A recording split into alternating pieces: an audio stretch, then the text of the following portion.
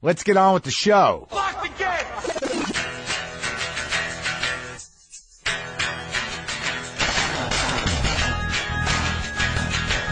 All right, let's do this. How are you, what the fuckers, what the fuck buddies, what the fucking ears, what the fuck sticks, what the fuckleberry fins? What's going on? I am Marc Maron. This is WTF. How are you? It's been kind of a rough week. It's difficult, but we're moving through it. Today on the show, Bob Mould. Bob Mould from Hüsker Dü, from Sugar, from Bob Mould, from a lot of things that you may not know about Bob Mould. Bob Mould is an amazing guitar player and songwriter and creative force of nature. I was so thrilled to have him in my garage and talk to him. He played guitar. It was amazing. It was fucking amazing. His new album is available everywhere, including mergerecords.com/shop, where you get a 20% off with the offer code WTF. You can also check out his tour dates at mergerecords.com. Bob Mould, shortly. This guy made some of the best fucking rock music in the world ever. Reinvented it. Hüsker Dü is monstrous in a good way. And Sugar, Copper Blue, I mean, those Sugar records, fucking great. And such a sweet guy. Look forward to that conversation coming up in mere minutes. Mere minutes, my friends. What else do I want to tell you about? Maron, on the IFC show Maron, is premiering on Fox TV in the UK tonight at 11 p.m. And in Ireland, I believe, and probably other places that I should know but don't know. That's the first season of Maron, so enjoy that, my friends in England and Ireland. Enjoy it. I haven't told you about, well, obviously we had the repost of the Robin Williams interview with my thoughts in the immediate aftermath of learning of his death. That's a real hard one, folks. It's gonna hurt a while. But earlier that day, we posted an amazing interview with Bob Newhart that was a complete honor to me to do. I just want to remind you that that's up there because the Robin Williams interview went up the same day. Both of them legends. Both of them beautiful people. Great artists. So sad to lose Robin. And so amazing to have Bob still with us. But since I've last talked to you, I've done 3 of the Oddball Festival dates. I'll be honest with you, man. Wait, before I forget, Charlotte, North Carolina tonight at the Comedy Zone. Tonight, tomorrow, and Saturday. I know I was just there at Oddball, but I'll be there tonight doing the hour plus. Tonight, tomorrow, and Saturday. Come down. But I was just in Charlotte. I was just in Tampa. I was just in Atlanta doing the Oddball Festival. Now, as I said before, I'm going to be honest with you, people. I've never played for 10,000 fucking people. Are you kidding me? I've been doing comedy half my life, 25 years. You know, I could sell out maybe 1,000 in some of my good markets. Really good markets. I'm more of a 500 to 900 seat guy. 10,000 people, and I was going a little crazy. I was really stressed out for weeks leading up to these Oddball Festival dates. The acts on the show, Jeffrey Ross emceed. It was Brent Morin, and then me, and then Reggie Watts, Hannibal Buress, and then Chris Hardwick, Aziz Ansari, and Louis C.K. That's a monster show. 10,000 seats were sold. And I was driving myself crazy because a lot of you who know or have witnessed my evolution as a performer, I've been moving the other way. I'm not trying to get bigger. I'm trying to get smaller. I'm trying to get Mark-sized. I'm trying to have the same lack of boundaries and candidness and intimacy with my stand-up as I do with here in the garage or when I'm having dinner. That's sort of what I do. Like, I believe that the training and the craft will be sublimated, internalized, which it is. After half my life doing this, 25 years or so, and that will all be in place and I never have to think about it. And that's the beauty of it. That's sort of like, you know, driving in a way. That the machine will take care of itself. I just have to be in the present and let my brain do its thing. Be in the moment. Make the funny happen. In the moment if possible. But when you're about to play for 10,000 to 15,000 people, you're like, I better have a fucking set. It better be tight. There better be tags. Because I know what happens. You get up on a stage that big with that many people, you got to roll out those jokes and you got to wait for that response to come back. And you've got to sort of get a sense of the timing of maybe 8,000 of the 10,000 who are paying attention or laughing deeply and figure out how to pace yourself. But you don't leave any hangers. Don't have any sort of noodling jokes. Make sure there are beats at the end, that there's closure. It's like when you prepare for a Letterman set or a short set or a 4.5-minute set. I don't know if that's the greatest representation of me, but it's a skill unto itself to put together that set and make it punchline efficient and make it work. And it's the same sort of, effort you have to bring to a 15-minute set. I was doing 15s. Everyone was doing 15 except, Hannibal did 25, Aziz did 25, Louis did 30. But me, Reggie, Chris, Brent, Jeff was hosting. They were just 15-minute spots. So in my mind, it's like, how bad could it go in 15 minutes? Well, it could hurt pretty bad. But why would it hurt, man? Why would it hurt, Mark? You've been doing this 25 years. Well, sometimes when you get in front of a huge audience, it's the loneliest place in the world. And you can just feel it. Sometimes, if you're not locked in and you're not doing your show, and you're just a guy standing by himself on a big old stage in front of 10 to 15,000 people, you might want to disappear. There's a little part of you that wants to disappear, but there's another party that wants to go, look at me. Who's going to win? Well, when you're a professional, that guy. Who's going to win? That guy. The guy who's, look at me, listen to me. I'm trying to put some love out there, at least trying to make you laugh, doing a show. So I wrestled with that fucking thing. I wrestled right, you got to get that first one in, And I was nervous and anxious and everything else, and I didn't know what set I was going to do, and I knew I was going to lean into it too hard, because in my mind, I'm like, I know how to get big. I've been big before. I spent over half of my career just hammering away. And am I going to have to do that? Am I? We're sponsored today by Dr. On Demand, people, and I have to be careful with Dr. On Demand because I can see myself using it every day. Dr. On Demand provides video visits with board-certified physicians immediately from your smartphone or PC. Did you hear that, people? Did you hear it? You can have a video visit with a doctor at any time right from your phone or your computer. Their doctors can treat nearly any medical issue from the comfort of your home. I'm assuming no surgery. They can even write a prescription if it's clinically appropriate. Plus, visits are only $40. So how does it work? It works just like any other regular doctor visit. Doctors will examine you over the phone or your tablet or computer. So now when you need to know why I'm having this pain or why I can't feel my fingertips or whether a person can get ice cream poisoning, I can visit with a doctor from the comfort of my home.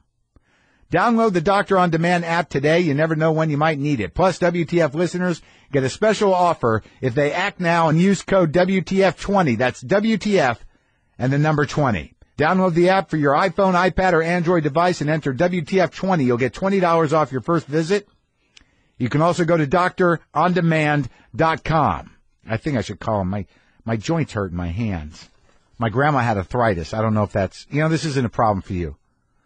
So let's get back to Tampa, Florida, first night of Oddball Fest. I'm freaking out. It's hot as fuck. It might be raining. I'm scribbling my set minutes before I have to go on. I've been scribbling it on and off all day. I want to do some local stuff. I want to plant myself in the situation. I want to hit hard. It's still light outside. But I'm not letting any of this stuff fuck with my head because I know I got to show up for work. There would have been a time in my life where I would have been freaking myself to the point of paralysis. But I've been doing this a long time. I don't need to do that to myself, but I'm still pretty scared, and I made the decision to wear my jean shorts. That's right, folks. Not only do I not know what I'm going to do exactly when I get on stage in front of 10,000 people, but I'm like, fuck it, it's hot. I'm wearing jorts. I'm going to wear jorts. That's who I am today. And it's like, honestly, Tampa is one of the only places in the world where if you wear jorts, you're actually pandering. So I got up there with my jean cutoffs and I leaned into it and I focused and I regressed in a way to old Mark energy and just stayed on top of it. But I killed. I did pretty good. Everything hit. It was nice. It was a good feeling. And I'm like, all right, got that under my belt. Everyone did great. The second half of the show, it's nighttime, so there's the two things that happen there. I was talking to Louie about it.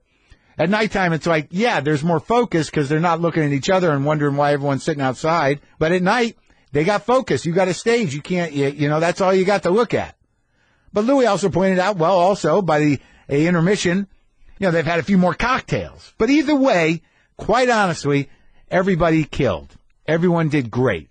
The audiences were great. My panic was, how is this a good environment to do stand-up in? It seems antithetical. And then someone pointed out to me, dude, they're coming for that. It's a comedy festival. You're not opening up for a rock act. It's not like, shit, I got to do 20 before Tom Petty.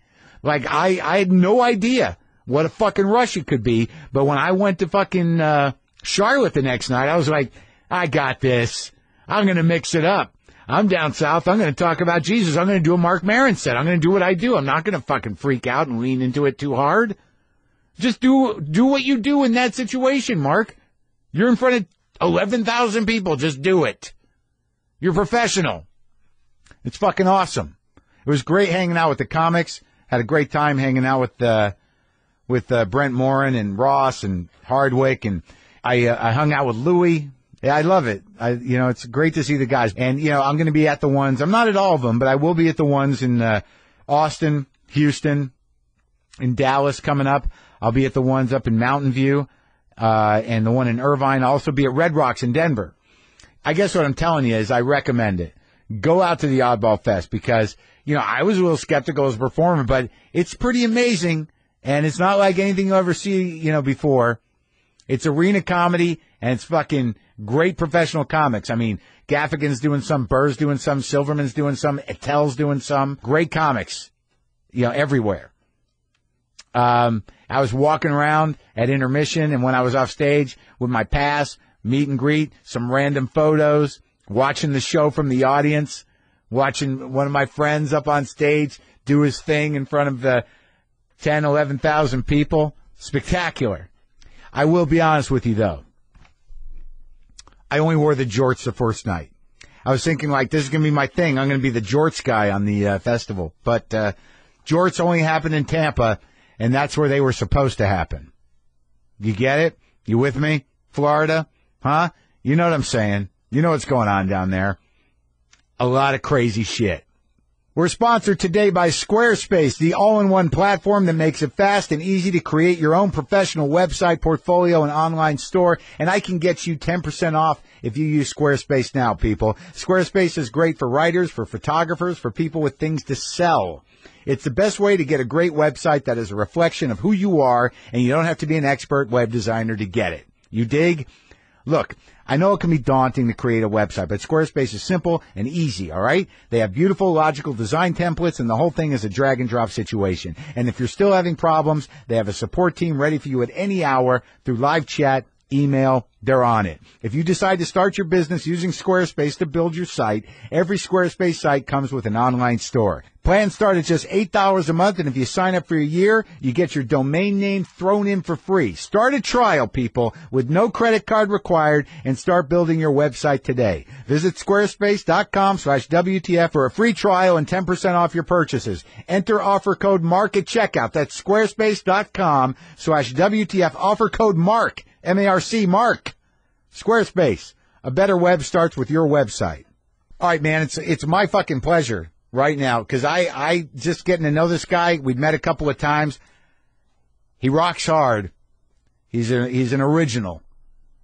And I was thrilled to talk to him, and I learned a bunch of really interesting stuff. So let's go now to my conversation with Bob Mould.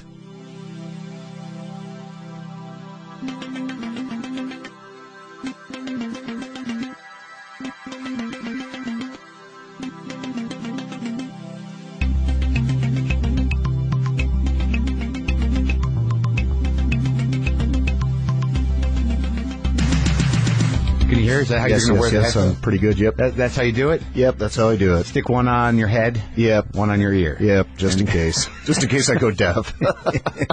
How is your hearing? It's not bad. It's not bad. I think I have tinnitus because it's gone through 3 distinct phases. Yeah.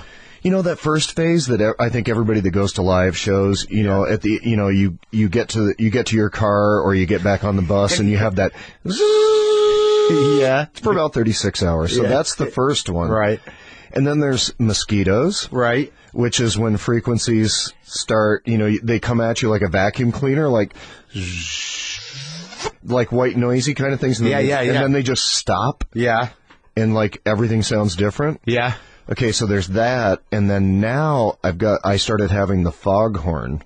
Really? Yeah, which is like I'd be in bed at night, sleeping on this side, and then on this ear that I'm sleeping on, I would start hearing like... Oh, come on, man. Really? But I have to assume that with Hüsker Dü, you must have blown your fucking brains out, no? That band didn't get super loud until the very end when we were playing bigger rooms and I could bring like tons of amps. Yeah.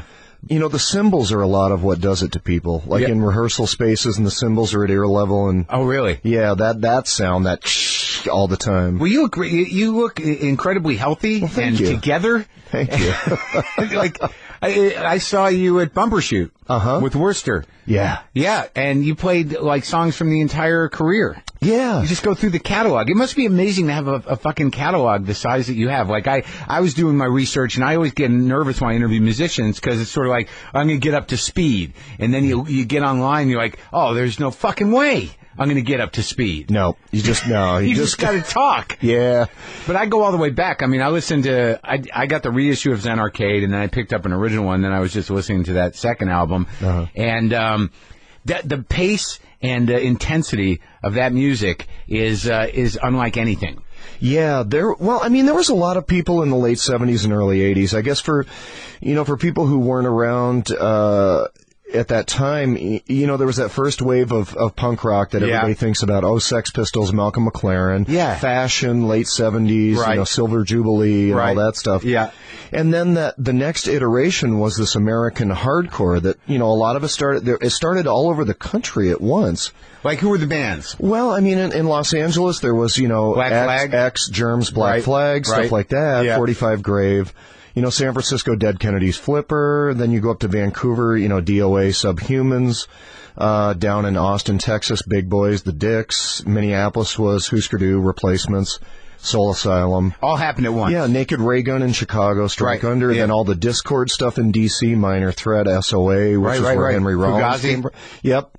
All that kind of stuff. So, you know, it was this amazing thing where I think that first wave of punk, you know, whether it was Ramones, American Blondie punk. Television, or the Sex Pistols, Clash, Buzzcocks, the next wave was less about fashion and more about, you know, sort of changing the 70s AOR corporate rock arena thing. We were trying to build this network of new rooms that, you know, VFW halls play for $20, you know. And just take the door or whatever. Yeah. Yeah, and you guys were everyone was into promoting themselves, flyers, fanzines, mailings. Yeah, and word of mouth. And promoting other bands. So, you know, and this was before the internet, this was before cell phones, you know, everybody had notebooks, and these notebooks were like sacrosanct, you know, like, I got this band's manager's number. When we get to that town, we can call him. And I talked to a lot of guys from that world, and you'd show up in town and you'd see who the local acts were to open, or you'd open for somebody that was just coming through, that it was like, it was almost a friend circle. Yeah, totally a friend circle, and you had to sort of be like a sleuth, like, okay, where's the indie record store that sells, you know, the hardcore punk stuff?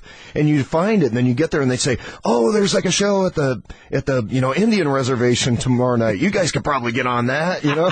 And you do these things, and you have these amazing experiences. At the Indian reservation? In Reno, yeah. Oh, okay. With bands like 7 Seconds. They'd be, you know, I remember that. It's like we went to like I think it was like some like, you know, religious, you know, one of those music stores that supplies to like churches. And we would rent a PA and put it in a garage at this, you know, on a reservation and play for like 40 people. Really? Yeah, it was nuts. But that's like a specific memory. Indian reservation that didn't just pop into your head. I remember that because the flyer, instead of Hüsker Dü, they called us Hüsker Dü.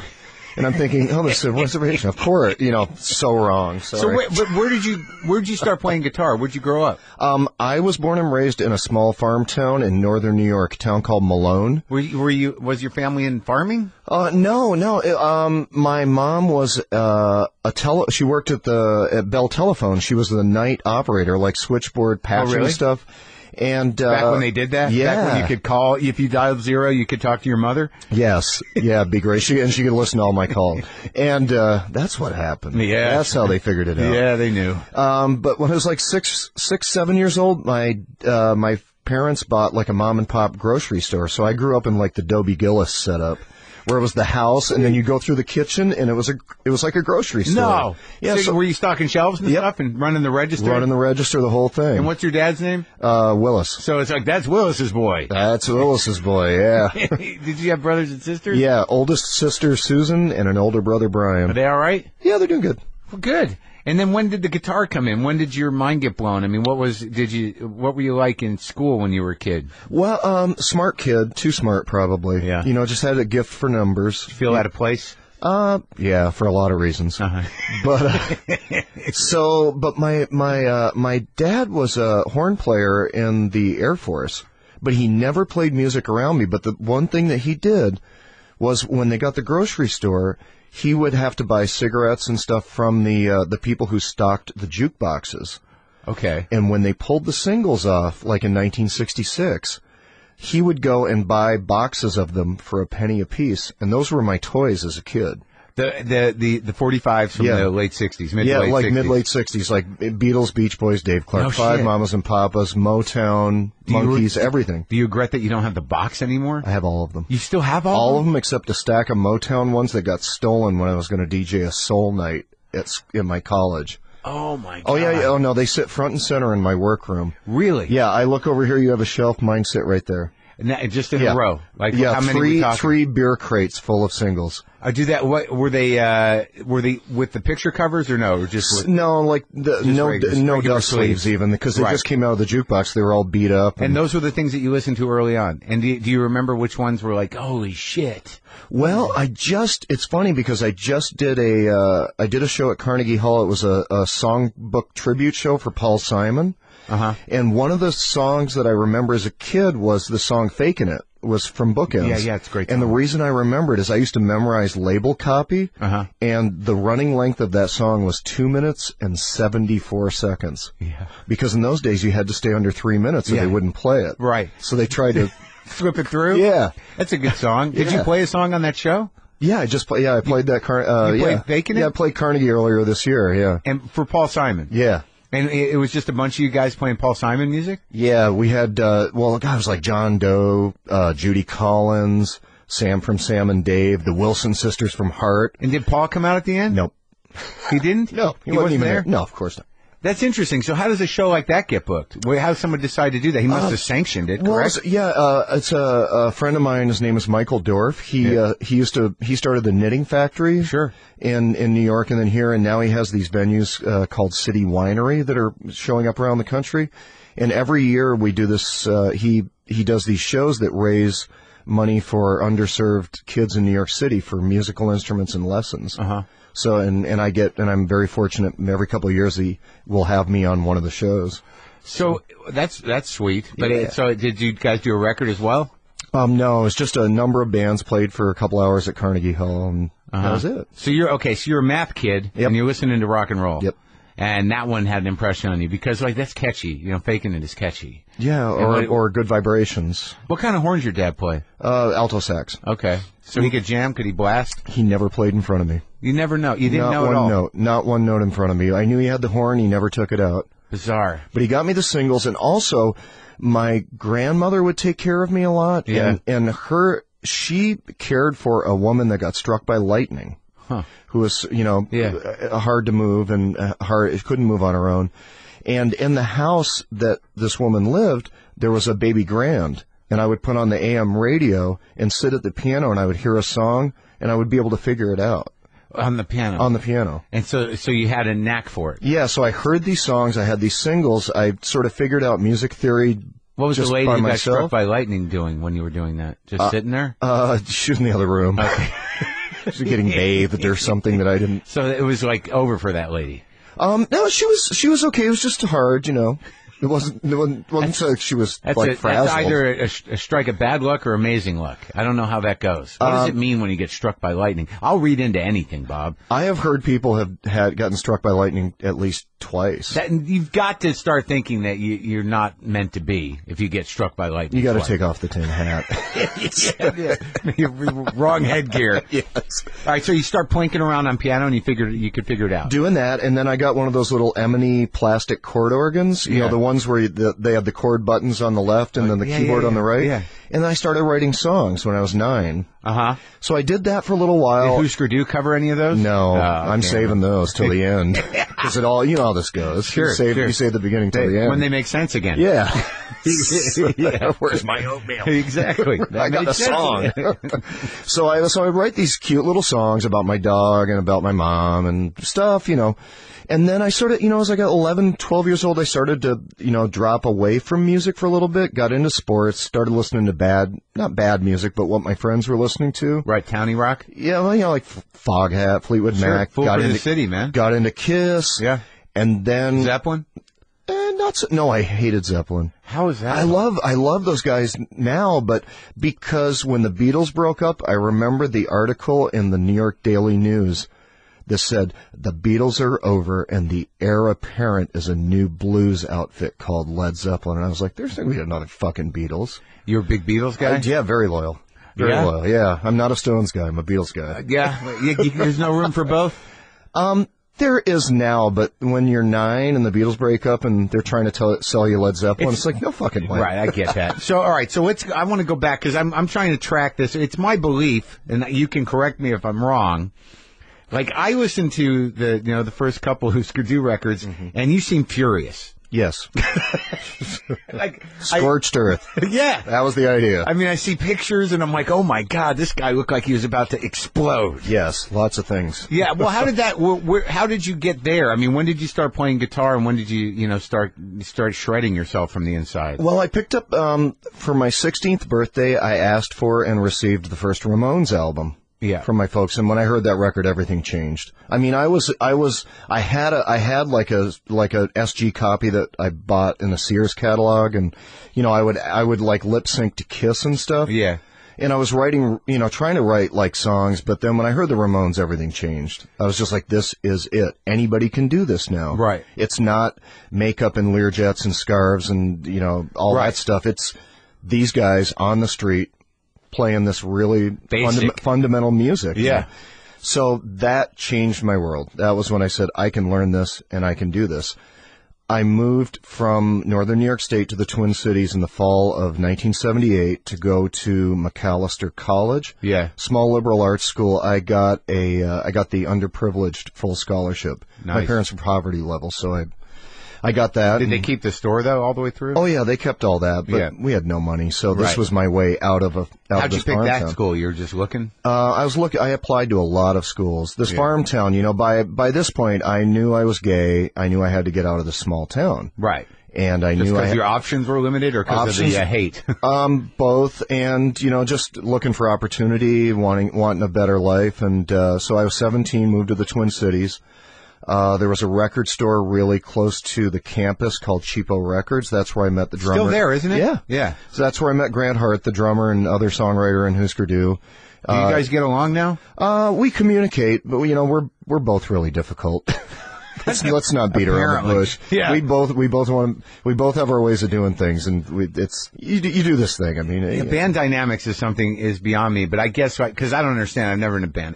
But, like, in my mind, like, when I hear about guys like you guys or, like, Dinosaur Jr., I'm like, you can't keep it together. Or the Smiths. Or the Smiths. Morrissey and Marr, that's or anyway, Soundgarden. Oh. Yeah, but it's just sort of, like there are these moments where it's like, you guys were just about to be bigger than life. Yes. But there's too big a problem. Yeah, but but most rock musicians have this self-defeatist thing. Like it's the fear of success, I think. Or, I guess. Yeah, just like, oh no, I'm going to be huge, and maybe they'll figure out that I only really know 3 chords.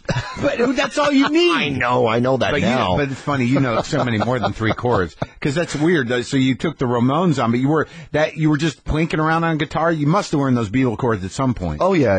Learn, just self-taught. Figured, listen to records, figured stuff out, and then. because you use all those pop chords. You're not a Ramones player. I was like that early on, but then I figured out I had to do more stuff, look to like Townsend, and that, the janglier open chords and stuff like that. Play two parts at once on the guitar. You're an amazing guitar player. Oh, thanks. It's an interesting style. So you go to Cheapo's. Go to Cheapo, we meet. Grant says, I know this guy, Greg Norton. He works at Northern Lights Records down the street. He's got a bass guitar. Maybe we can get together and play music in the basement over there, because it's a bigger basement than Cheapo's got. Yeah. So we got together. We had a keyboard player for a couple shows. Nice fellow named Charlie Pine. But like a synth or? Oh, Farfisa. Oh, really? So we would do stuff like Sea Cruise and stuff. But it was great. So we were playing, the first shows were at these, like a 3-2 bar in the Twin Cities. And for people who don't know Minnesota, drinking 3.2% alcohol. Half beer. Yeah, that's what they serve. Near beer. Yeah, near beer at a 3-2 bar. So we would do like a couple sets like Sea Cruise mixed in with, Fast Cars by the Buzzcocks and Non-Alignment Pack by Perubu. And Sea Cruise, you mean the old song? Won't you let me take you on a Didn't Robert Gordon, he covered that, right? Yeah. So we did, we did that. Fun. Charlie liked that. Yeah. So. But then at the end of we did 2 nights, and at the end of the second night, we asked him to leave the stage, and we had already written 5 or 6 songs, and we did those on our own. Were they on any of the records? I think a couple might have made it on the Land Speed record. So that was this is like the spring of '79. We did that, and then we started trying to play at the punk rock bars in the Twin Cities. Yeah. Started meeting other bands, other musicians, and Replacements? Yeah, Replacements started right about that time. Were you guys friends? Yeah, we were friends. Friendly rivalry. Uh-huh. Yeah. Because you were both at it at the same time. Yeah. Well, the Replacements, great band. There's a fellow named Peter Jesperson who worked at a record store, and he sort of took the Replacements under his wing and brought them over to Twin Tone Records. Right. And then we sent a demo to Twin Tone, and they said, we can't agree on it, so we don't want to work with you guys. So we were like, well, fuck y'all. So we just said, well, we're going to do it our own way. Yeah. And then we started tapping into this hardcore punk network. And they're definitely a Stones band. Yeah. Totally. They're a rock and roll band. We were like, we are not a rock and roll band. So we had this friendly rivalry, but Paul and I would hang out and listen to music together and throw ideas around. So it was... Drink? Yeah, a little bit. What'd you drink back then? Everything. Yeah. But mostly, like beer, cheap wine. Yeah. Depends. Different records was, along the way were different alcohols. So you would sit with Westerberg and listen to records and have conversations about music? Yeah, and with Peter Jesperson and with Chris Mars, and we'd listen to stuff, talk stuff. Peter would try to educate us because he was the record store guy. And what was his take? Stuff like Only Ones, and Another Girl, Another Planet, which the Replacements covered.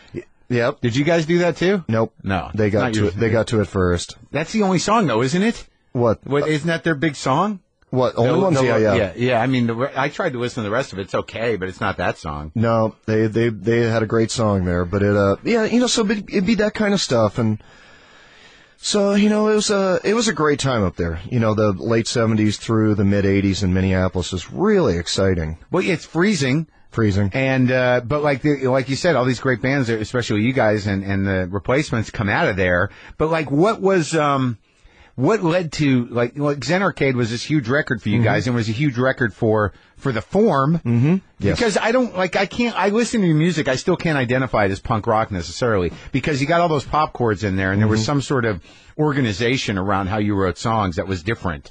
And how did you wrestle with that stuff? I mean, what was your process? Well, when we started coming out to the West Coast in the early '80s, we saw, all this stuff, Kennedy's Black Flag, Flipper, all this, really nihilistic, punk rock thing. And we were like, oh, this is sort of cool. Let's tap into this for a little bit. We sort of play like this anyways, and people liked it. And after about a year and a half, 2 years of that, we're just like, man, there's a lot of rules in this thing.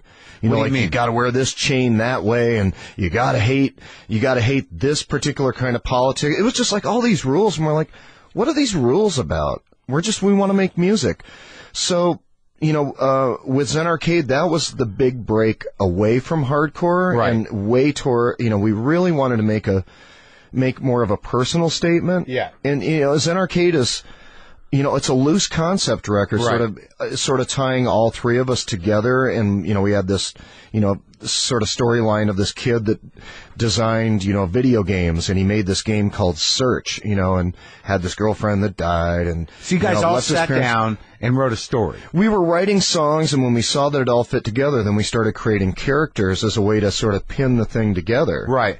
And then it became, it's not as methodical as like Quadrophenia. But, it was pretty ambitious at the time. Yeah. And, the Minutemen saw that, and they were like, we want to make a double album, too. So they did Double Nickels and the Dime, and, the Minutemen, for people who don't know their music or never got to see that band, I mean, to really understand late 20th century American, like West Coast rock, that sort of funky thing, you really have to go back and look at those Minutemen records. So influential. It took me a long time to wrap my brain around the Minutemen, and then Firehose, because my friend Dave Cross was a huge Firehose guy. But even that, because I'm such a blues-based idiot, I just didn't understand the drive. Even when the first time I heard your band, I was like, dude, it's too much going on, and where's the hook?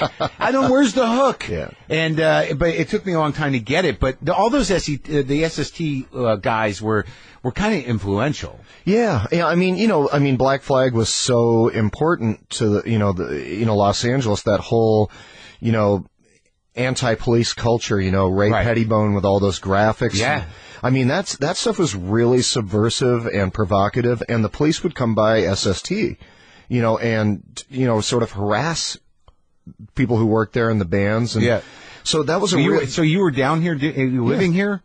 Well, we would come and stay for a couple weeks at a time. Like, who'd you stay with? We would sleep at the SST office, which was maybe 300 square feet. Yeah.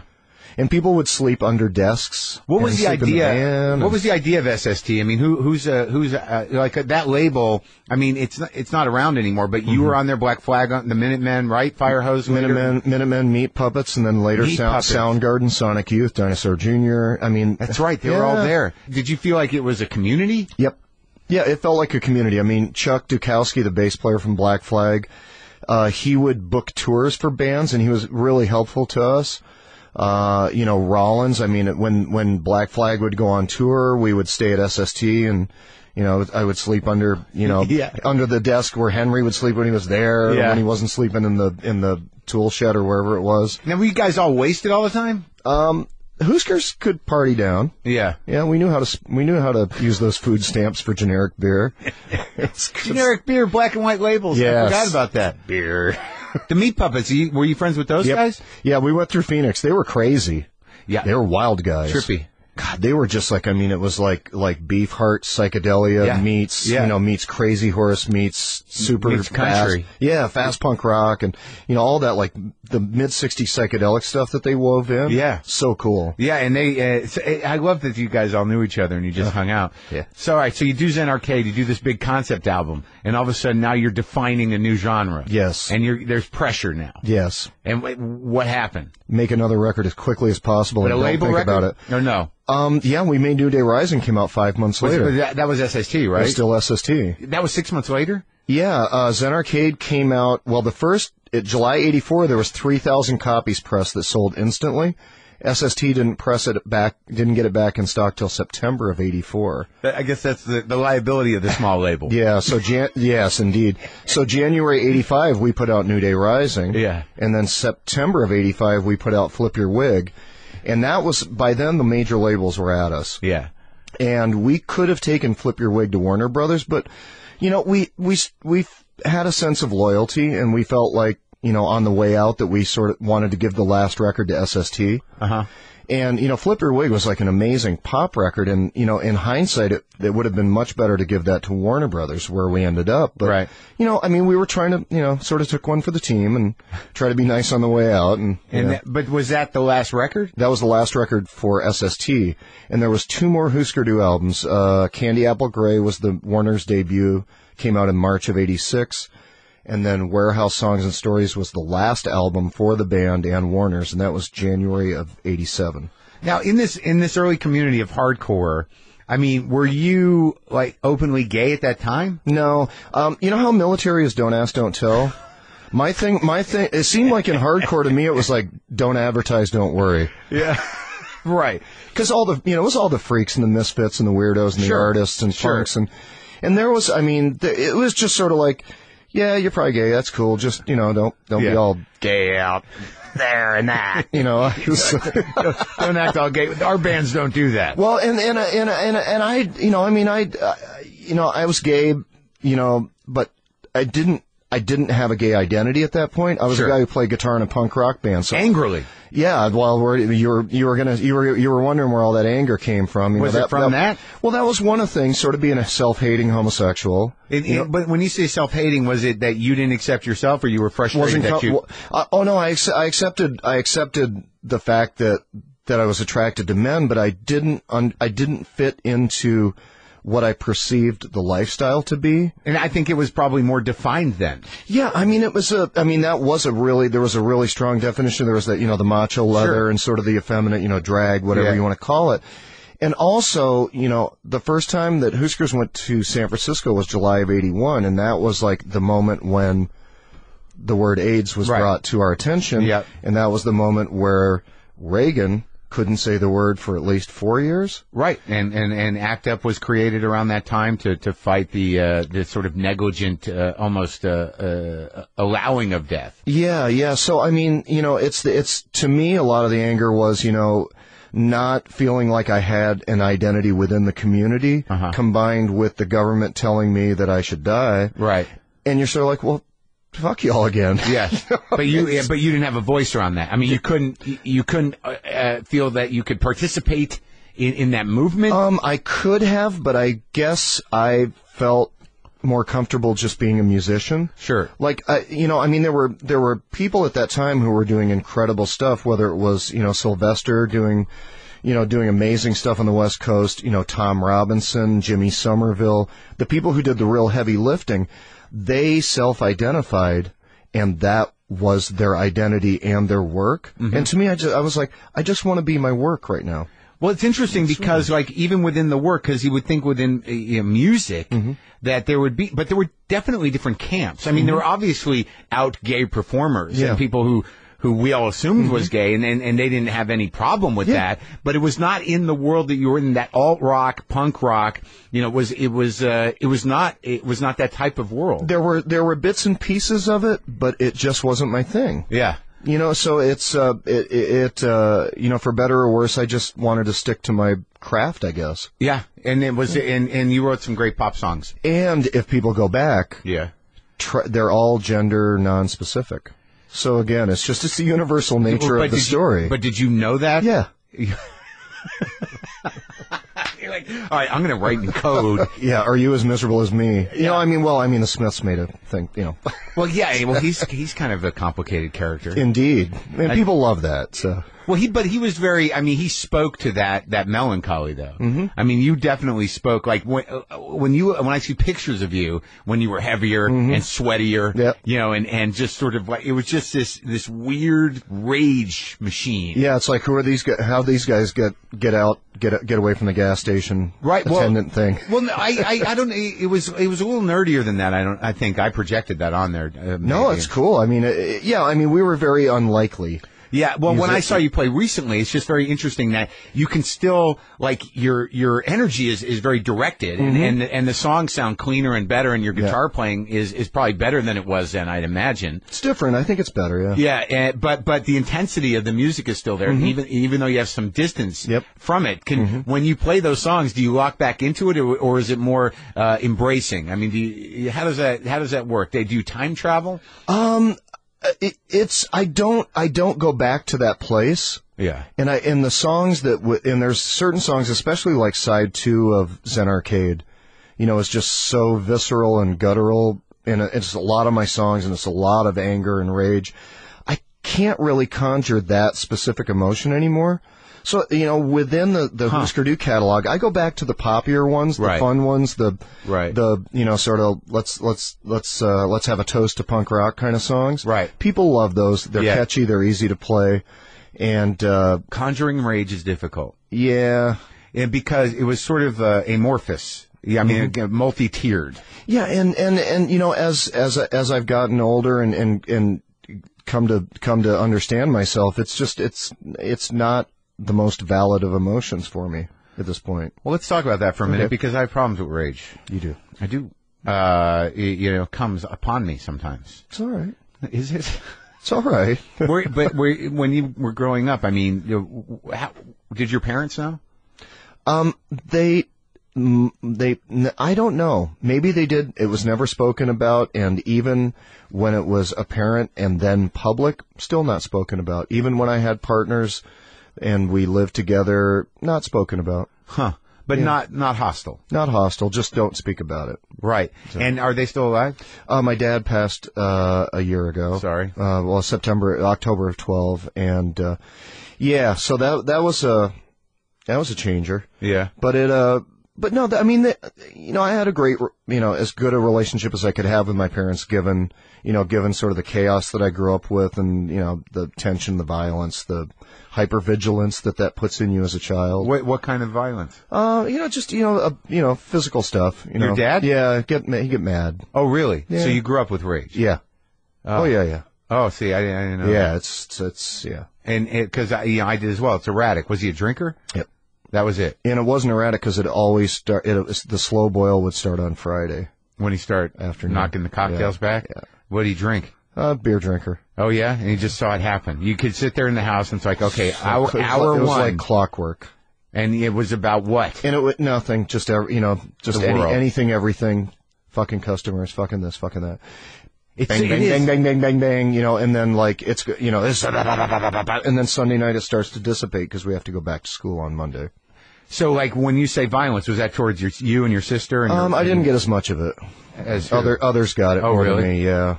Oh my God. Well, part of that is right as I was born, there was an eldest child who passed. And, oh, really? Yeah. At what age? 9. Oh, really? Yeah. Did you kidney cancer? So it was that transference thing. One leaves, the next one comes. I'm the golden child. Oh my God! And you didn't know I sort that of kid. Escaped it. You didn't know that kid. No. So when like internalizing that, because I see, I'm trying to sort of piece it together for myself. Is that you consider yourself alcoholic? Yeah. Yeah, but you've been sober a long time. 27 plus years, yeah. And when did you first get sober? It was the summer of '86. I was 25, going on 26. I had not missed a day of drinking since I was 13. And so you started drinking at home? Yeah, because we had the grocery store. There we sold beer. It's like I could make a 6-pack disappear anytime I wanted. Yeah. So it was always there, and then when I went to college, it was always there, and being in a band, it's always there. So you had all this internalized, frustration over not having a way to identify sexually, mm-hmm. and the way you were wired by mm-hmm. an alcoholic father, mm-hmm. and fueled by the booze, mm-hmm. and you had the freedom to just fucking beat the shit out of your guitar. That and working in an environment where alcoholism is encouraged, right? Yeah. And when it was that is what sort of, I imagine, pushed the band apart? Well, just for this is the summer of '86, and a number of things happened at once with Hüsker Dü. I got sober. Greg Norton, the bass player, got married and moved to the country. He's out. And Grant Hart, the drummer, got involved with a bunch of different people, and went down a personal path that I was not aware of until the very end of the band. Drugs. Yeah. So in that 18 months, it just blew apart. Yeah. But because we were still working together, and then, so that's summer of '86, beginning of '87, Warehouse Songs and Stories come out. We have like a 3-month American tour, big theaters and stuff. The eve of the tour, our office manager commits suicide. Oh my God. So it's sort of like, so that's the guy that's been with you for years? A couple years, yeah. And you were friends with him? Yeah. Every day. Was he depressive? Yep. Oh, you can't stop it. No, it was, I didn't know how to process it when it happened. Did you find him? No, I got a call from his mother. Oh. And, I didn't know how to handle that at all. And, had you felt like doing that? Yeah, of course. Yeah. toyed with it. Yeah. As much as you can toy with it. Like, I'm going to try this. Well, no, you don't, when you're an alcoholic or a drug addict, you just do the slow style. Yes. You don't want to commit to the task. Yeah, It's just kind of slowly disintegrate. Well, if I do that, I'm not going to be able to drink tomorrow. That's right. So it's going to cut into my bar time. So that happens. That's summer of '86. I woke up one morning, looked in the mirror, saw my dad, and just said, "I got to stop. This, I'm not going to make it if I do this again." Yeah, that weird that day where you're all bloated and sweaty, and pale. When you see the rest of your life in one snapshot, and you're just like, oh my God, I am becoming the monster. I'm becoming this. I have to stop. And okay, so what'd you do? Just stopped. Stopped. Cold. And then where were you at creatively at that time? What was the plan? We were writing the music that would become Warehouse Songs and Stories, the last record that came out in '87. Our office manager kills himself, and then we go out on the road for a year, and we're all in a van together, and we're not talking. Not that we talked a lot by that point, but, everybody's looking for the exit, but nobody wants to say it. Yeah. So we go through all of 1987, and then, we were out doing some shows in December of '87. Right. And then it came to light that, Grant Hart had some, addiction issues that, that I didn't know about. I should have known. I was right there. How could I not see? Yeah. Did you feel betrayed? No, I just felt like, oh my God, this is like, it's like people are dying. People are addicted. Everybody's different. Why am I here? Mm-hmm. And, one of the saddest things about the breakup of Hüsker Dü, one of the things that I really feel bad about is I left for my self-preservation, but in the years following, I didn't defend anybody else's choices. I just went about my business, and I think some people wanted to blame it on other people's addictions, and I'm like, no, in reality, this thing was coming apart anyways. It's just maybe that showed me the way to get out. You're talking about fans or labels? Yeah, fans, everybody. The mythology. Sure. Mythology says. And, my one regret, I guess, or my one thing that I'm sad about with that is that I neither attacked nor defended anybody. Yeah. I just went about my business. Your business, yeah. Yeah, so, in a way, I guess if I'd said the things I'm saying now then, maybe things would be different, but hey, you can't. Well, you don't know to do that. Yeah, not when your own life, not when you quit your life and start a new life. Sure, and when someone else is in their sickness and you're in your sickness, there's no way to be diplomatic. Who the hell knows what those feelings are? No idea. So the band blew apart. It was not particularly ugly, and it wasn't pretty. It just sort of dissolved like the end of a vacation or something. Well, it sounded like, everyone had an agenda, not necessarily healthy, but it sounded like the bass player knew where he seemed to, like... He was like, I'm done. Hitting the links. And then Grant was like, he was out of control. Well, he had left his current family of Hüsker Dü and moved to a newer family of guys, musicians and stuff that it was just a whole different circle of people. Yeah, that lived like him. Yeah, similar kind of thing. And I'm just like, I get it. And this is when you holed up and made a workbook. Yeah, at the same point as the band was blowing apart, I left the Twin Cities and moved upstate to halfway to Duluth in a small town called Pine City. I bought a farm up there with 10 acres and chickens. And still have it? No, I lived there for a year and a half, and I went insane. So I had to get out. You took your Hüsker Dü money and bought a farm. Bought a farm and sat up there and tried to figure out what I was going to do. So I sort of had to reinvent myself because the last thing I wanted to do was, make a record that sounded like Hüsker Dü. Well, that record, I think they just reissued it. A workbook? Yeah, we just did that. I just listened to it. I know they sent it to me. Oh, yeah. So I listened to the vinyl. I'm big into vinyl. Mm-hmm. And it's like a beautiful, deep record, but it's certainly not a Hüsker Dü record. It's definitely lower in the volume, mm-hmm. a lot of acoustic, and just, very lyrical, and it sounded very intimate. How much early on, since everyone credits you, certainly everyone, Hüsker Dü, people like Cobain and the Pixies mm-hmm. and anybody who is involved in the next wave of independent music, mm-hmm. you guys are like mythic. Yeah. Now, when did you become aware of that, and who sort of, did anyone guide you, like, into Sugar or into anything else? So what happened is I made 2 records for Virgin Records with Anton and Tony. Yeah. Got pretty deep in debt. Virgin wanted me to renegotiate the deal. Yeah. I got a new attorney, and my new attorney, who's my current attorney, I've worked with him for 20 plus years.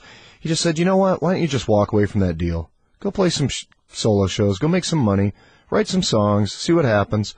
So in 1991, I spent almost the entire year out doing solo acoustic shows. How'd that go? That was great, because I would just write songs and try them out for people, and it was very low pressure, no record company leaning on me. And because I remember that time, I remember thinking, like, how difficult is that? Because when I first heard Hüsker Dü, and then when you made this transition, I'm like, where'd the other guy go? I know. He was just taking a break.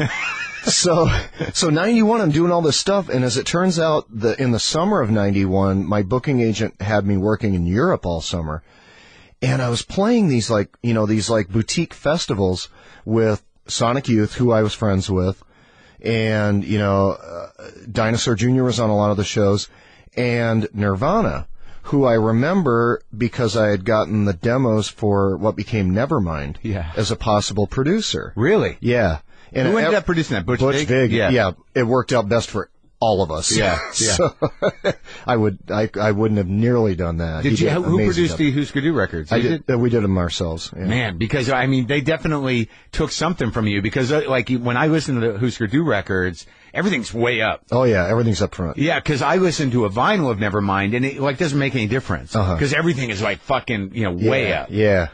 So that must have been what they were looking for. Yeah, but Nirvana were on a lot of these festivals, so I would watch them, and they were trashing the stage every night, and I'd have to go out after them with a 12-string. It's like I'm up there doing my Richie Havens thing. So it's just trying to keep the crusties involved. How did the Hüsker Dü fans respond? Throwing shit, Fuck you, get off the fucking stage. Really? Dinosaur Jr. Really? Yeah. That's funny, because Jay's going out with a guitar and some pedals now by himself. Yeah. But, so the irony was not lost on me. I was just like, wait a minute. I invented this. Wait a minute. Do you have that Deep Wound single? Jay and Lou and Before Dinosaur? Yeah. But, and that was also that was a lot of the tour that became The Year Punk Broke, the documentary. Yeah. So all this is happening, and I'm writing these songs, and I'm thinking about making a pop record with loud guitars, and then Nevermind comes out. And then I meet with, at the end of 1991, I go over to England, and I meet with Alan McGee, who was running Creation Records at the time, real great label. And he was a huge fan, and he heard some songs, and he had a lot of faith, and he said, I'll sign you. Don't have a lot of money, but I can get you a lot of work. I said, great. I came back to America, got together with a label, Rykodisc, who were, a really good indie label at the time, did 2 separate deals, and then had a bunch of songs, got a bass player named David Barbie and a drummer named Malcolm Travis, got them together for what was ostensibly to be the 3rd Bob Mould solo record. Right. We were working in Athens, Georgia, did like 3 weeks of rehearsing 30 songs to get ready to make these albums. 40 Watt Club calls us and says, hey, somebody canceled. Do you guys want to play on Tuesday? And we're like, sure, we'll play a show. And then we're like, what are we going to call this? Yeah. And we're at a Waffle House in Athens, Georgia. I look down, there's a sugar packet on the table. I said, how about sugar? I'm like, okay, cool enough. Sugar. Yeah, so that's it. So the next day we're playing a show is this band called Sugar. Yeah. And then we go up to, suburban Boston and spend a month making what would become Copper Blue and Beaster together. Fucking Copper Blue is such a huge record, man. Love that record. It's fucking great record. Love that record. But all of a sudden, like, whatever break you were taking, you're fucking back, man. Oh, yeah. On the guitar, it's like a wall. Yeah, and so... Who produced those? I produced those with a friend of mine, Lou Giordano, who was an engineer out of Boston who actually did live sound on the road for Hüsker Dü for the last couple of years. So he knew. Yeah, oh yeah. Yeah. Yeah, we were the architects of this thing, in ways. So were Hüsker Dü fans like, he's back? The UK press was very much like, oh my God, he's back. Yeah. And again, this is 9 months after Nevermind. Yeah. So it's, the history is Hüsker Dü sets the table for the Pixies, My Bloody Valentine, Nirvana, shoegaze, all this stuff. Yeah. And then I go to Creation, and in Europe it's like, he's back. Yeah. Right. So it's like they set the table inadvertently for me. Yeah. And people, and the thing is, people always get on me about this, do you feel vindicated, or do you feel like, I'm just like, man, this stuff just happens. It's like I'm fine with loose change. It's right. Cool. I don't need the whole bank. And you're working too. Yeah. I mean, it's important to keep working. Yeah, I'm working and working and working, and we're touring hard, and we're going to Japan for the first time, and all these amazing opportunities. So Sugar is this 3 albums in 3 years condensed insanity. Did that sell more than anything else you did? By far. Yeah. Yep. Because that was because the entire culture of music changed. Yeah, you were at the beginning of it, and you didn't earn off of that a lot. But then, like, what you invented came back around, and you re-entered it, and it killed. Yeah, Pixies, Nirvana, they set it up, and I just come back, and then everybody's used to it now. Then all of a sudden, vocals slightly under distorted guitars isn't that difficult to understand. Right, it's become mainstream music. Yeah. Oh, it's fucking sweet. Yes, so it's nice. So, and even to this day, when people do that, I'm like, you got to be kidding. You know? It's like, what? Me and Butch Vig were working together, in the old Smart Studios in Madison in '84, making Tar Babies records together. I know this drill. It's like we sort of did this thing. Y'all did it together. Yeah, it's like we just do this thing because we love music, Yeah, but you guys are at a level of it that, to be as it's a weird thing, and the same with comedy or anything else, is that who the hell knows who makes the cut? But usually the guys who hang in are the guys who really, deserve it. Slow and steady. Yeah. Yep. And what do you do? I mean, I know you've put out a lot of records since the Sugar records, but what were some of the things that you let yourself do that you never thought you would do musically? Well, I mean, after Sugar disbanded, in '95, I started working on, a solo record at home, and it was more lo-fi, Where are you living? I was in Austin, Texas at that time. And really into stuff like Sebado, Guided by Voices. So I was like, it'd be really fun to just make a record at home. And I started getting into that, made a couple solo records, one in '96, one in '98. And then the record that I made in '98, Last Dog and Pony Show, was my farewell to rock. 20 years in the van, 20 years being a rock guitarist. I wanted to be a gay guy. Yeah. I moved back to New York City. And I was like, I want to get my other life going. How old were you? 38. So you're like, I'm ready. I'm ready now. I'm ready to take on the identity. I'm going to the gym. I'm hanging out on 8th Avenue. I'm going to Fire Island. So in 1999, I really got into the gay lifestyle. And in New York, that was amazing at that time. Yeah. It created all of the archetypes that, everybody copies. What'd you lock into? What did I look into? Are you bare? Now, but then I didn't know. I was trying to shave my body and have 6-pack abs and all that weird shit. You did? I tried it. It's so funny. So you went through what a lot of gay guys go through in their mid-20s. Yeah, or their late teens. Yeah, totally. Yeah, weird colored underwear. How do I fit in? Yeah. Oh, man. So I did that, and that led me to electronic music. So but emotionally, was it a relief? It was finding a new way of life. But I mean, like I have to assume that, like to make that decision and to engage that freedom finally, to say like, all right, let's feel this out. Yeah. I mean, it takes a certain amount of courage, even though you're compelled to do it, anyways. But I mean, was it fun? Was it? Yeah, I was longtime partnered and monogamous, so I didn't really, wasn't fruit salad all the time. Yeah, It was sort of like, just let's hang around, see what happens. Yeah. And, it was crazy, like hanging out with like porn stars and, all this, this stuff that you think, you're like, oh my God, this is so gay. Yeah. And it's really fun. So I'm doing that in '99, but like in August of '99, I got a call to go work at pro wrestling. What? Yeah? Do you not know about this? I mean, oh my God. I think I saw a little, I forgot. I'm glad you brought it up. Well, are you a big pro wrestling guy? Yeah, that was my thing as a kid. There were kids like baseball, like comic books. Well, you like Kiss. So I was like pro wrestling, Kiss, Spectacle. Yeah. So, how did you get that call? A friend of mine named Gary Juster worked at a company called World Championship Wrestling, and that was the TBS, Turner, AOL, Time Warner Wrestling. They were the direct competitor to Vince McMahon and the WWF at the time. and they were having a shakeup in the creative side, and I had been giving them ideas all throughout the 90s, and they knew that I knew the business, and they said, "Why don't you come in and be a creative consultant?" So I got in there. They just knew you knew as a fan? Yeah, they knew that I was smart. You know, I'd gotten smartened up. I knew how it all worked. And they were looking for scripts? They were looking for new ideas. Yeah. Something fresh, something different. So I went down there and just got, thrown into the lion's den, and it was amazing. It was a really amazing time. And it worked? It worked as best I could. There was a lot of things that derailed my ideas. Other people came in, and I did not have seniority or power. I was just this guy who had really good handwriting, could produce a show on the fly, good with math, good with, kept my head down, said yes sir, no sir. But you had a good time. I had a great time. I mean, that's a whole separate book. Yeah. That thing. I mean, it was really, really, really great stuff, because I got there. Like, they brought me in on a Sunday night for a pay-per-view, and I watched it in the production truck with the new boss. And he's like, "What do you think of this? What do you think of that? What do you think of this?" I said, "Well, this should have gone longer. That, you don't want to really expose that guy's weaknesses. This storyline could work, but I'm not really sure it makes sense." And so they're like, "Okay, so come to TV, come to Monday Nitro tomorrow and meet with Hogan." Yeah. So they put me in a room with Hogan right off the bat, the shrewdest politician in the business at the time. Were you a fan? I was a fan of the business. Okay. Yeah. to be nice. Yeah. And I'm talking with Hogan. I'm running this idea by him, and he said, "Sounds good, brother." All the time saying, "Who's this fucking Mark?" So where'd this guy come from?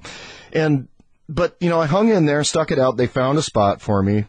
And as it turns out, the job that I ended up with was working at my Showtime job was gorilla position. And to explain what gorilla position is, in the old days up in Northeast Wrestling, Vince Senior and Vince McMahon, and they had a guy, Gorilla Monsoon. He was a wrestler, and he was the one that would in the old days before wireless and everything. During the matches, he would come down, he'd walk from the back to the ring, go down and just nod at the timekeeper and walk back, and that was the signal for the guys in the ring to finish. Yeah. And he would sit behind the curtain and give everybody their instructions, so they call it the gorilla position. So doing Monday Nitro, we're doing 3 hours of TV live every Monday night. We would start at 8 Eastern. WWF would start at 9 Eastern. I'm sitting behind the curtain. Our show with time code on the left side, their show with time code on the right side. I'm sitting there with a script, 16 segments that we have to do in 3 hours and 8 minutes, and we have to hit our marks. So the first 5 segments, the first hour. Segment 6, we have to get on the air at 8:59 so that we can trump their hot open. Start it, right. We trump their hot open. Right. We do all our ballyhoo and, it's weird that Hogan running and all that shit. So I'm sitting there, I'm the last stop for all these guys to get their lines, their cues. So I'm doing this, watching their show, so when they go on commercial, I get on a wireless mic and tell the refs, they're on break, speed it up. So that we try to do gimmick. We're doing all this zabada to keep people on our show. The two networks are wrestling. Yeah, we're competing, and I'm sending signals to the boys in the ring through the ref who's got a wireless. That's hilarious. Oh yeah, it was nuts, the stuff that we did. But it was a blast. Oh yeah, it was a blast, and met great people. Just great people. Kevin Nash, who was like NWO guy, big sexy. He was Diesel in the WWF. And he came over, and he was sort of running the locker room. Yeah. And at the first booking meeting, I sat in, and I didn't say much, but I was taking good notes and keeping stuff straight for everybody. We took a break and walked out, and he goes, "You're a musician." He goes, "Are you gay?" And, this is first, second day in, and I'm sort of like, I said, "Yeah, I am, Kev. Is that going to be a problem?" He goes, "Nah, I have a lot of gay friends. You smoke pot?" I'm like, "Yeah, sometimes." "Like sushi?" I'm like, "Hell yeah." He goes, "Right on, brother. You're riding with us." The initiation. Yeah, it was just, and then we were, it was like a group of us. Yeah, that's fun. Sushi pot, talking, sitting up till 3 a.m. in the hotel talking 70s Detroit wrestling with the Sheik and Bobo Brazil. And, oh my God. So you're really crazy shit, Bobby Shane, the original king of wrestling in Florida. Crazy, watch the donkey matches in Amarillo in 58 and all this shit, gimmicks, try to come up with shit. Yeah, I mean, I interviewed, I don't know a lot about wrestling, but I interviewed Punk, CM Punk. Yep. And, he's a great guy. Yep. And I saw that documentary, Beyond the Mat. Oof. That's tough. What's that guy's name? The Jake Roberts? Yeah. Jake, he's totally turned his life around. That's amazing. One of the other ex-wrestlers, this guy Diamond Dallas Page, came up with this yoga thing. Yeah. And he also, Jake was one of his mentors in the old days, and he brought Jake out to Atlanta to live with him, and they started filming it like a reality thing. And he got him clean. Got him clean and sober. He looks great. Really? And Jake was one of the best minds in the business. It was sad to watch that movie, but he's turned it all around. That's amazing. Mick Foley, Terry Funk. Mick's a work with Terry Funk. Mick's a great guy. Yeah, Mick. I've met Mick a couple times. Yeah, he's a sweetheart. Yeah, really good writer, really great. Just does a lot of fun stuff for kids. My partner Brendan in this thing in WTF. He grew up with the wrestling. Oh, boy. He knows all about it, and he gets real excited about it. Yeah, Punk's a good guy. I never met him. I knew about him back in 2001. Cold Cabana? Yeah, Cold. He's got a podcast. Yeah. He's Art of Wrestling. Right. And he modeled it after this show. Excellent. And I interviewed him when I was up in Chicago. Yeah. And he told me about that whole independent wrestling thing. And Punk was straight edge, right. the X on the hand, Discord, Minor Threat, DC Punk Rock. So it's all good. Yeah, it is very the spectacle of it, the show of it, the people that love it really love it, and it's one of those things that I just I think I'm a little too old to lock into, but I definitely appreciate that people really fucking dig it. And it bums me out when people are like, "Oh, that's fake." It's it's predetermined. Yeah, it's choreographed. It involves complete and absolute trust in the person you're doing all this crazy shit with, because they could accidentally drop you on your head and kill you. Yeah. And it's like Cirque du Soleil meets Shakespeare. No, these morality plays. Exactly. That's what it is. You've got your face, and you've got your you got babies in heels. Yeah. So all that's So so you're doing wrestling and you're doing electronic music. Yeah. What the hell? Did that stick? That didn't stick. It did sort of stick. It got me to a couple different places. I made an electronic record called Modulate in 2002 that. A lot of good ideas, but I didn't know what I was doing. Yeah. 2003, I moved to Washington, D.C., and met a fellow named Rich Morrell, and we started these DJ nights called Blow Off in 2003. I got to D.C., I didn't have any friends. Yeah. I just split from my partner once we got there, and I'm like... And you moved to D.C.? Yeah. Yeah, from New York, so it was... It's weird. Yeah. So in 2003, started DJing and, did... that's sort of how I was expressing my electronic and dance side more. And then, started easing back towards guitar rock as the aughts went on. I made a record in 2004 called Body of Song. District Line was, I think, 2007, Life and Times in 2009. Yeah, and then that sort of, gets us up to when I started working on the autobiography. And you're comfortable. More comfortable, yeah. Well, I think it's fascinating to me that you did something that rarely happens in an artist's life, is that, you hit some sort of place where you allowed yourself to evolve and to continue to become comfortable with yourself. That was you knew there was a price to pay on some level. Yep. Yeah. But it was more important for you to realize, what you're fully capable of and, take risks and try to embrace, the things you were afraid of. Are you the kind of guy when you make a shift, when you know you're going to make a shift like that, are you like a when I go, I'm gone? Like, here's my thing, I'm going to move on, so I'm gone, I'm not looking back. Well, real hard turns. I don't know if I ever had anything that defined me that specifically, because I was, as an artist, if I call myself that, it was different. It was just a sort of, the way I framed it is it took me about 20 years to arrive in myself. So if I look at my anger period, which was not marketable, no one was celebrating me. I wasn't, I wasn't paid to be that way. No, I mean, I was a marginal act that had, clearly anger problems. And I think it didn't work. I believe that, everyone must be angry and bitter inside.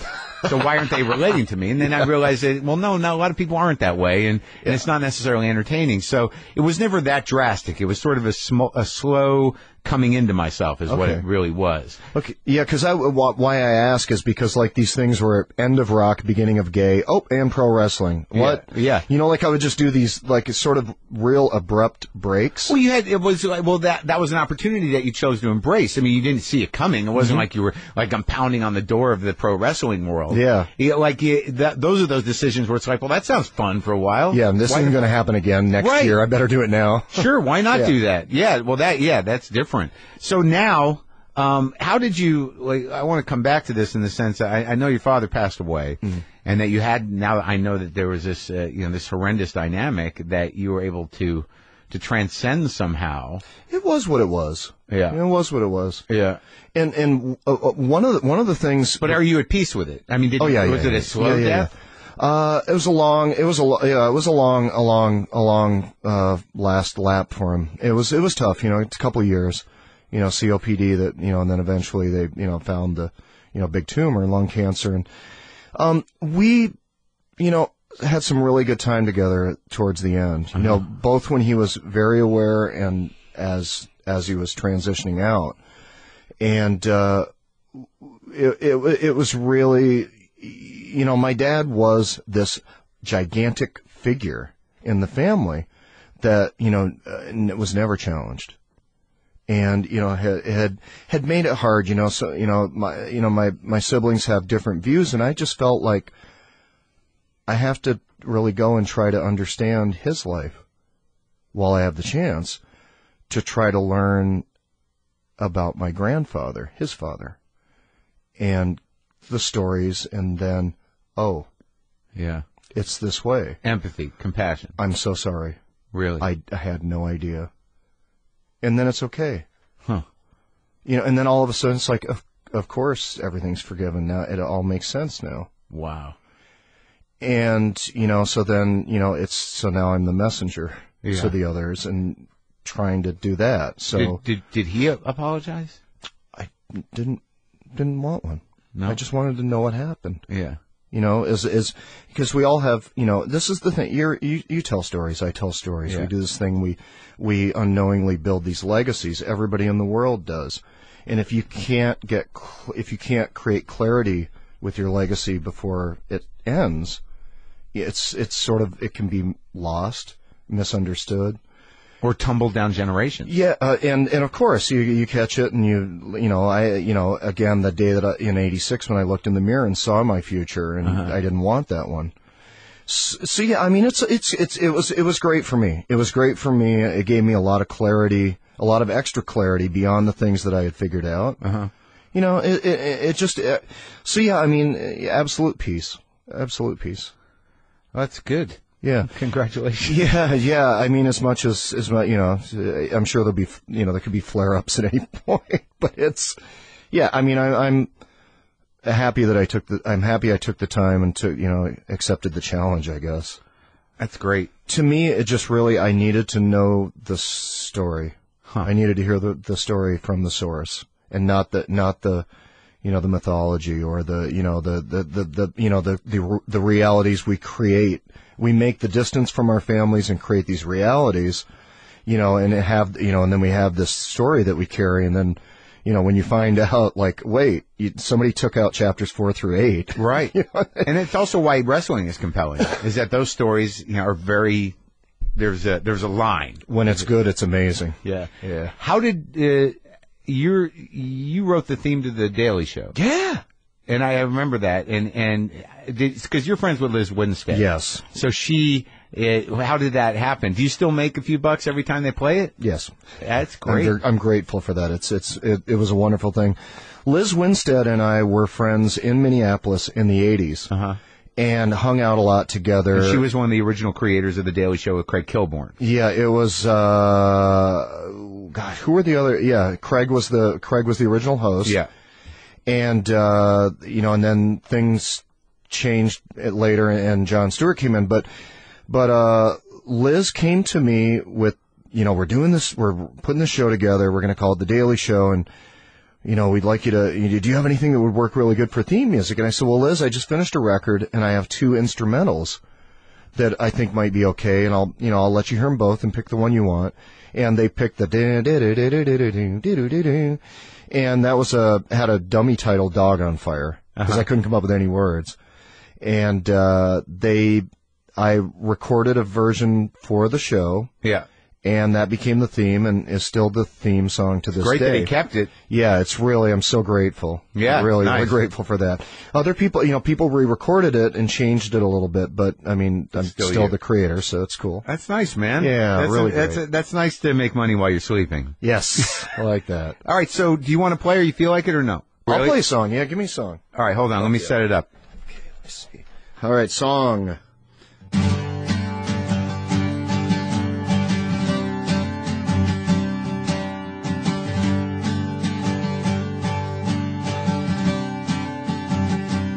And all these songs I write for you, they tear me up, it's not hard to do. Listen to my voice, it's the only weapon I kept from the war. From the war. From the war. From the war.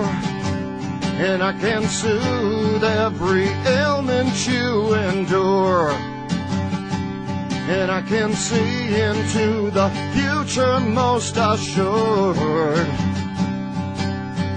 I don't have a choice, it's the only voice I know. From the war, up from the war, up from the war, up from the war. And everything we made reduced to dust.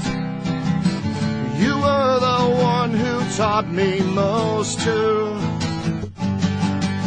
carry your remains, your emblem and your name, and nothing left will ever be the same.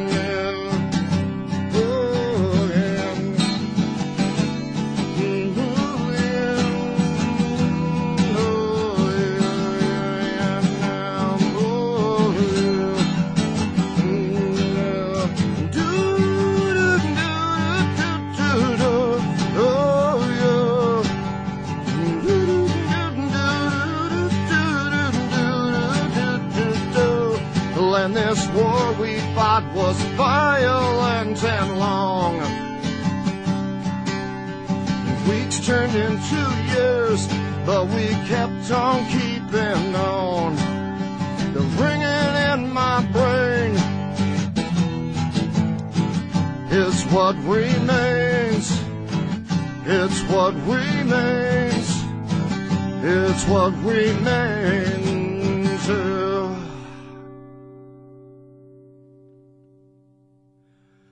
This war has worn me down. Broken dreams and a hole in the ground. Don't give up and don't give in.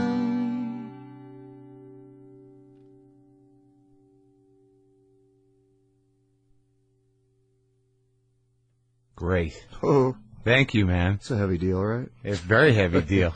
I really appreciate you coming. Thanks, Mark. It's been really fun. I'm a big fan. Love the show. Oh, thanks. Thanks man. for having me. I appreciate it.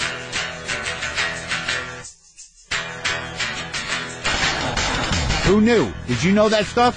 Professional wrestling? What was that? What? Huh? I love it. I love Bob Mould, and that song was... I love when people play in here. I love what I do. What can I tell you? Don't forget to download the Doctor On Demand app, people. Doctor On Demand provides video visits with board-certified physicians immediately from your smartphone or PC. Their doctors can treat nearly any medical issue from the comfort of your home. They can even write prescriptions if it's clinically appropriate. Plus, visits are only $40. Download the Doctor On Demand app and get a special offer using the code WTF20. That's WTF and the number 20. You can also go to drondemand.com. Thank you for listening. Thank you for being here. Seriously. Wow. Boomer lives!